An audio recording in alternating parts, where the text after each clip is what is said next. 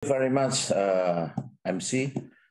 My colleagues, Indonesian Ambassador, Pak Rosan Roslani dan Pak Suryo Pratomo, the host of the forum, Saibul Bait, my old friend, Professor Suhono, distinguished speakers, ladies and gentlemen. Assalamualaikum warahmatullahi wabarakatuh. Good morning, good afternoon, good evening for all participants across the globe. It is an honor for me to be invited as such important forum to deliver my thought on the how we can strengthen international collaboration in global recovery after the pandemic. The global impact of the pandemic should be a momentum for the global community to start holding hands together. Therefore, Indonesia, through the G20 Forum, encouraged global community to reshape global health architecture, digital transformation, and also sustainable energy transition, as previously already explained by Ambassador Rosan. These three pillars of the Indonesian G20 presidency need to be prioritized in the international collaboration. One of stakeholders that is closely related to the three pillars is urban communities and their cities.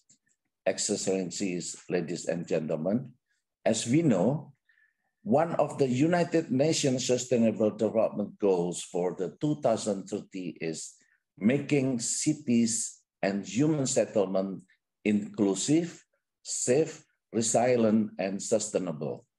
Cities have been the center of economics, development, technological innovation, social progression, and enhancement of human capability. Urban planning, transport system, water, sanitation, waste management, disaster risk reduction, access to information, education, and capacity building are all relevant issues to be sustainable urban development. Thus, making cities sustainable and smart is one of the priority in our journey to achieve the 2030 Sustainable Agenda. The Smarter World Living Lab concept that is being developed by a researcher from the Smart City and Community Innovation Center of the Bandung Institute of Technology seem to be one of the solutions in the overcoming increasing complex urban problem. I recognize that the concept is interesting since a smart city living lab can be used as a space to bring together government, residents, and research institutions to collaboratively address urban problems that have emerged in recent years, such as traffic congestion, flooding, the need of the green environment. This concept involves broader stakeholders to solve the problem of the city as well as to develop the city sustainability. Ladies and gentlemen, information technology has brought us to the high level of connectivity. However, to some extent, it also has some negative impact, such as alienating people from their society. Therefore, maintaining people to connect and socialize each other is the most important factor of the smart and sustainable cities. This is why the UN Habitat launched its flagship program called People-Centered Smart Cities. This program ensures that deployment of technology and innovation is used to ensure sustainability, inclusivity, prosperity, and human rights in the cities.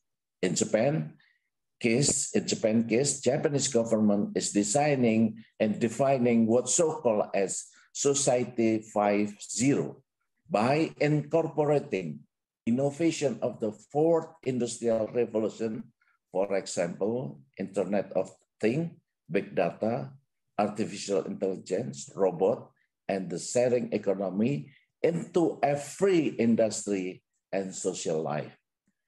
By doing so, the society of the future will be one in which new values and services are created continuously, making people's lives more comfortable and sustainable.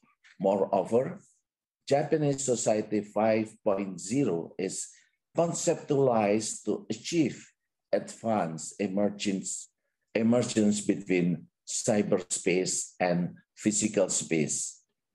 This is what I would like to underline, that try to convergence between cyberspace and physical space, enabling artificial intelligence based on doing big data and robots to perform or support as an agent the works and adjustment that humans have done up to now. This free humans from everyday cumbersome works and tasks that they are not particularly good at, and through the creation of new values, it enables the provision of only those products and services that are needed to the people that need them at the time are needed. It optimizes the entire social and organizational system. Ladies and gentlemen, we can see the link between the works by SCCIC-ITB and the UN Habitat Flagship Program, as well as the concept of Society 5.0 being developed by a Japanese government. We will also find that other stakeholders are also developing similar concept and initiative. Hence, the international collaboration among the initiators and implementing actors need to be strengthened to ensure the achievement of one of the sustainable development goals. We have to make the most of the opportunities to cooperate either in bilateral or multilateral international fora. As the Indonesian ambassador in Tokyo, I have witnessed the strong relationship between Japan and Indonesia in smart and sustainable cities through city-to-city or province-to-province cooperation. Our cooperation has covered the development of the low-carbon smart cities through the provision of renewable energy.